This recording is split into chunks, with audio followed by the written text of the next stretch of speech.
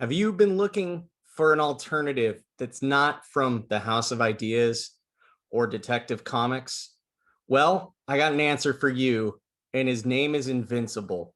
So let's dive deep into what this new creation is, and more importantly, checking out the new series on Amazon Instant Streaming. Stay tuned.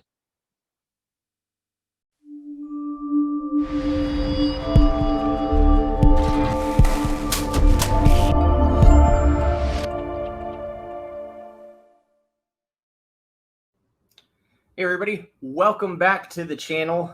This time I want to shed some light and put a spotlight on an alternative. I know that there's been a multitude, if you will, of streaming, TV, and different forms of entertainment that have come either from Marvel Comics and DC Comics, but this is their little known brother known as Image Comics. I've kind of talked about them and what they've created respectively on other videos. So today I want to spotlight and highlight Invincible. Invincible was created in 2003 by Cory Walker, and maybe a writer, you might have heard of him before. He had a really interesting series that's lasted close to 10 years by the name of The Walking Dead, and that author is Robert Kirkman.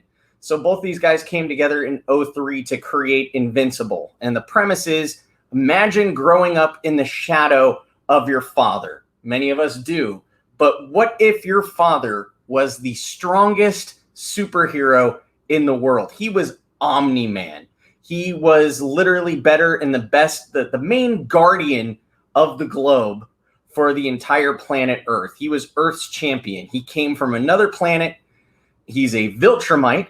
That is a name that took me a long time to pronounce correctly. I was calling it Vita Vita Benjamin, different kinds of names here, there, and everywhere. But he is from another planet. He came to Earth to be Earth's defender. Now he did find a wife, had a kid, and that kid is Mark Grayson, who is the main hero that we follow throughout this entire journey. This comic lasted for 144 issues.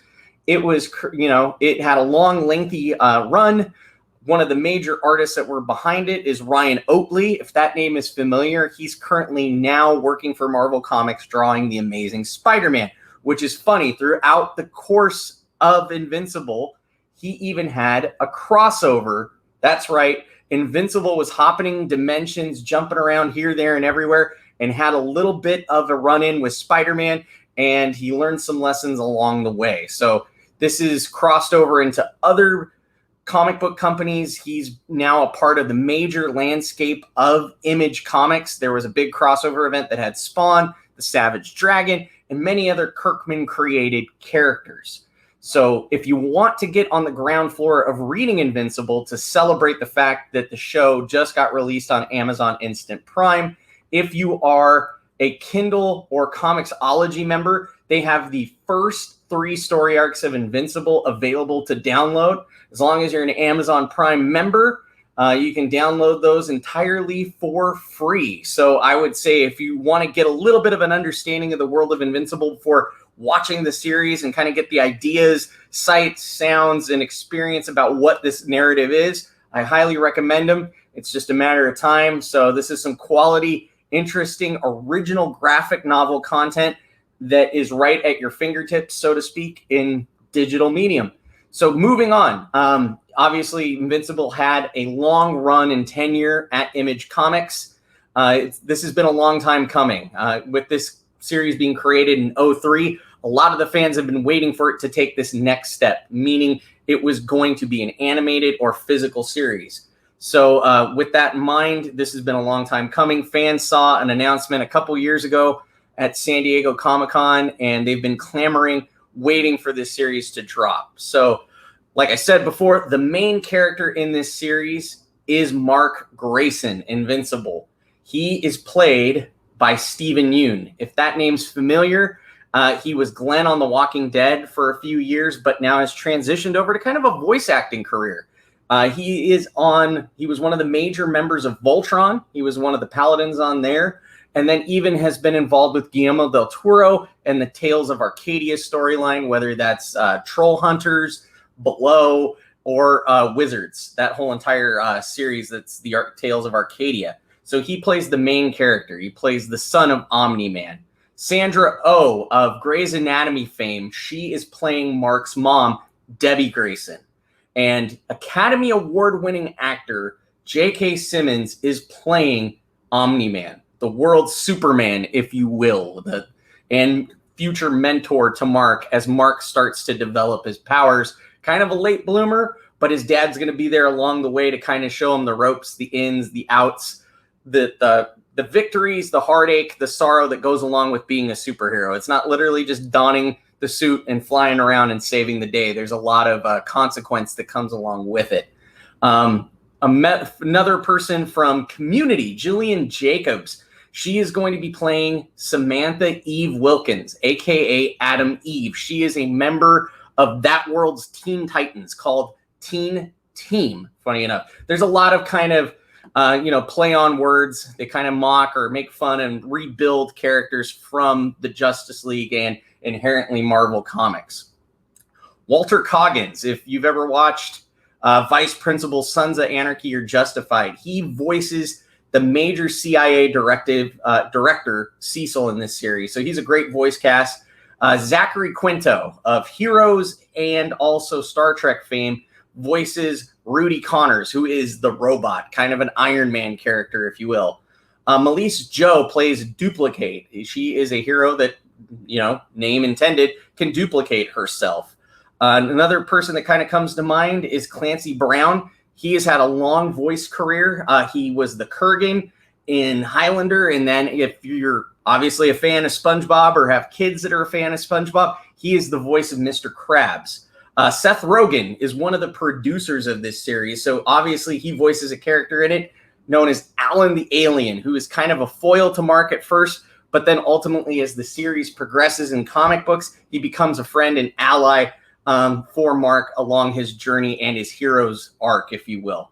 Mark Hamill, Luke Skywalker himself, lends his voice to Art Rosenbaum in this series. Art is the guy who gives heroes their identity. He designs the costume and helps them become the heroes that they are, become the iconic mythological characters in this modern age. So I'm glad that he is lending his voice talents to this series. If it's familiar, Mark is also known for voicing the Joker in the Batman animated series.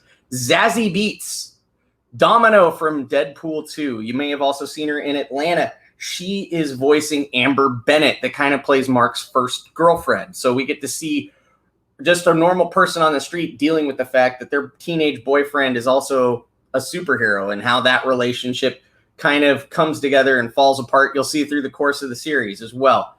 Another person that probably comes to mind, there is a litany of Walking Dead alumni. I think Robert Kirkman kind of tapped some of his friends that have been on Walking Dead to kind of play some of these similar characters. Laura Cohen, who played Maggie on The Walking Dead, voices Wonder Woman's kind of archetype, which is called Warrior Woman in the Invincible universe.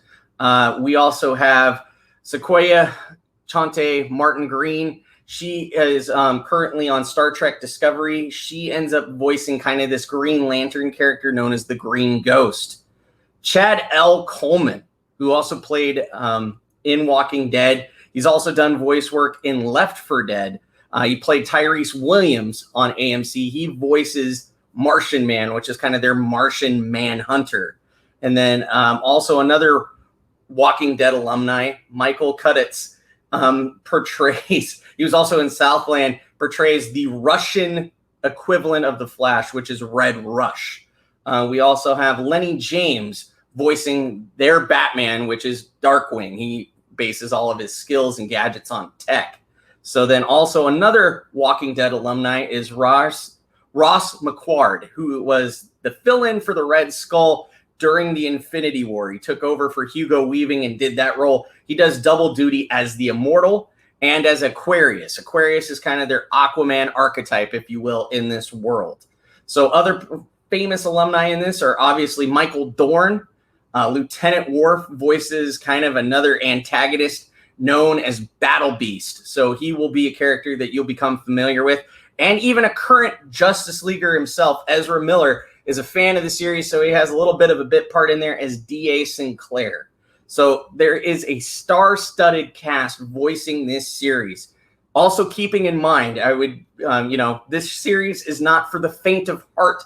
This is very graphic. They don't pull back their punches. That's actually a lesson that Omni-Man tries to teach Mark throughout the course of the series, is that bad guys are not going to pull back their punches. Neither does this series. It keeps true to the source material. This is a very coming-of-age story, but at the same time, it is very graphic. It's very gruesome. It's multiple fights set on a large scale, so there are ramifications to the actions of the heroes and the villains alike in this show. It's nowhere near as crass as The Boys, but it is just as violent. So I have to throw that disclaimer out there for anybody that's going to turn this on. This is not a family-friendly show. I would probably stress that this is at least, 13 and over, and I hope that it's a mature 13-year-old that's going to sit down and watch this with you too. So that is Invincible. The first 3 episodes are out right now on Amazon Prime streaming. They're going to be dropping weekly. Each episode's about 45 minutes long. The first season is going to be 8 episodes. We haven't really heard too much in regards to if they're going to pick up the series and continue the story of Invincible, but it just got certified fresh on Rotten Tomatoes, so I would be remiss to think that, Amazon wouldn't want to say no to money, wouldn't want to say no to getting positive reviews for a movie and continue this series into the foreseeable future, so we get to see the entire arc of, Mark's journey going from teenage hero to champion of the galaxy. So that's kind of coming attractions. Don't want to delve too deep into that, but I want to highly recommend this series. If you are turned off by Marvel or DC Comics and they're just not really your cup of tea, you're tired of the retcons, the reboots, the reskins of characters, and you just want to hit the button and start something fresh, Invincible is that palate cleanser. You're going to enjoy it. If you're fans of My Hero Academia and you kind of want to see a young hero kind of earning, cutting his teeth and learning what it means to be a hero along the way, this is that story set in an American landscape.